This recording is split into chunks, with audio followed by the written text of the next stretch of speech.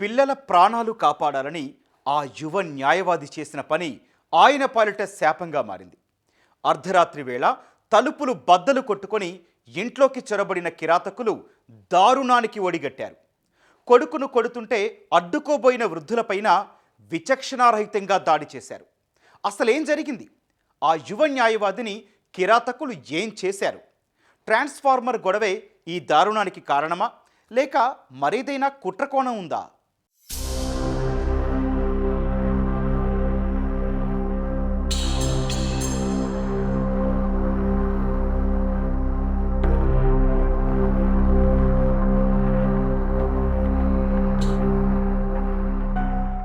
అన్నమయ్య జిల్లా కేవీపల్లి మండలం తీతవగుంటపల్లి పంచాయతీ పాతవడ్డిపల్లెకు చెందిన పూజారి ఎల్లయ్య వృత్తిరీత్యా న్యాయవాది. సోమవారం రాత్రి వర్షం పడుతున్న సమయంలో కరెంటు ట్రాన్స్ఫార్మర్ నుంచి నిప్పురవ్వలు రాలుతుండటంతో పిల్లల ప్రాణాలకు ప్రమాదమని దానిని పక్కకు మార్పించాడు. అదే అతడి పాలిట మరణశాసనంగా మారుతుందని ఊహించలేకపోయాడు. ట్రాన్స్ఫార్మర్ మార్చడాన్ని వ్యతిరేకిస్తూ 6 వ్యక్తులు ఎల్లయ్యతో గొడవకు దిగారు. రాత్రి 11 గంటలకు అధికారుల చొరవతో కరెంటు తిరిగి వచ్చినా వివాదం చల్లారలేదు. కక్ష పెంచుకున్న ఆ 6 అర్ధరాత్రి వేళ ఎల్లయ్య ఇంటి తలుపులు బద్దలు కొట్టి మరీ లోపలికి చొరబడ్డారు. రాళ్లు, కర్రలు, కొడవళ్లతో ఎల్లయ్యపై విరుచుకుపడి అత్యంత కిరాతకంగా హత్య చేశారు. ఊపిరిపోయిందని నిర్ధారించుకుని వెళ్లిపోయిన దుండగులు కసి తీరకపోవడంతో కొంత దూరం వెళ్లాక మళ్లీ తిరిగొచ్చి పెద్ద బండరాయి తీసుకువచ్చి తలపై మోదారు. కొడుకును రక్షించుకునేందుకు అడ్డుకోబోయిన పాపానికి ఎల్లయ్య తల్లిదండ్రులపై విచక్షణారహితంగా దాడి చేశారు. పూజారి ఎల్లయ్య అని చెప్పి ఇతను ప్రాక్టీసింగ్ అడ్వకేట్. ఇతను వాళ్ళ ఇంట్లో ఉండగా అదే గ్రామస్తులు శ్రీనివాసులు ఇంకా కొంతమంది ఈ యొక్క ట్రాన్స్ఫార్మర్ విషయంగా అతనితో గొడవపడడం జరిగింది.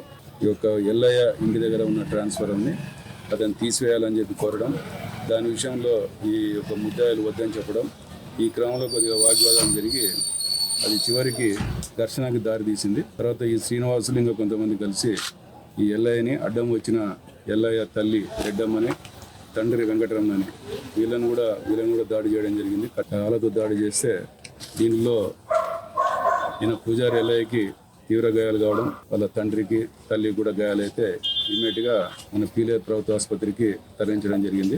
ఇక్కడ డాక్టర్ గారు పరీక్ష చేసి అతను ఎల్లయ్య బ్రాడెడ్ అని చెప్పడం జరిగింది. ఈ దారుణ హత్య వెనుక కేవలం ఆ ట్రాన్స్ఫార్మర్ వివాదం మాత్రమే లేదన్నది స్థానికుల మాట.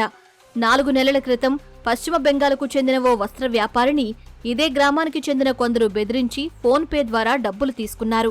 బాధితుడి ఫిర్యాదుతో నవంబర్లో పోలీసులు 3 అరెస్టు చేసి రిమాండ్కు తరలించారు. 3 నెలల పాటు జైలు జీవితం గడిపి బెయిల్పై బయటకొచ్చిన నిందితులు తమ అరెస్టుకు లాయర్ ఎల్లయ్యే కారణమని పగ పెంచుకున్నారు. ఎలాగైనా అంతం చెయ్యాలని అదను కోసం చూస్తున్న ఆ పాత నేరస్తులకు ఈ ట్రాన్స్ఫార్మర్ గొడవ ఓ సాకుగా మాత్రమే దొరికిందని స్థానికులు అనుమానం వ్యక్తం చేస్తున్నారు. 6 మంది సార్ రాత్రి. ఆ 6 మందిలో ఎవరంటే కొంచెపు మోహన్ బాబు, కొంచెపు శ్రీనివాసులు, కొంచెపు అంతా 3 కుటుంబాలకు సంబంధించిన వాళ్ళే. వీళ్ళు పక్కా వైసీపీ పార్టీకి సంబంధించిన వాళ్ళు. ఆ ఊర్లో ఎవరిని అడిగినా మేము చెప్పేది కాదు, ఎవరిని అడిగిన చెప్తారు. అది బురద చల్లే విషయం కాదు. అది మామూలుగా ల్యాండ్ సివిల్ కేసుల్లో నెంబర్ 1 క్యాండిడేట్ సార్. ఆ కేసులు అవి భూముల దగ్గరాజులు కొన్ని అంటే పెద్ద పెద్ద కేసులు చేసినాడు. దీని వెనకాల కూడా చాలా మంది హస్తం ఉంది. అవన్నీ కూడా బయట వస్తాయి సార్. వాడి నెంబర్లో ఈ ముద్దాయిల నెంబర్లకి ఎవరెవరు ఫోన్లు చేశారు అవన్నీ ట్రాక్ చేస్తే ఖచ్చితంగా బయట వస్తారు సార్. ముద్దాయిలు బయట వస్తారు. చాలా వరకు సార్ ఇది ఖచ్చితపూర్వకంగా జరిగింది సార్. యువ న్యాయవాది హత్య కేసును సీరియస్ గా తీసుకున్న పోలీసులు దర్యాప్తు ముమ్మరం చేశారు. పలువురు అనుమానితులను అదుపులోకి తీసుకుని విచారిస్తున్నారు. ట్రాన్స్ఫార్మర్ మార్పే ఈ దారుణానికి దారితీసిందా, లేక జైలుకు పంపాడన్న కక్ష సాధింపులో భాగంగానే ఈ మర్డర్ చేశారా అన్న కోణంలో పోలీసులు దర్యాప్తు చేస్తున్నారు.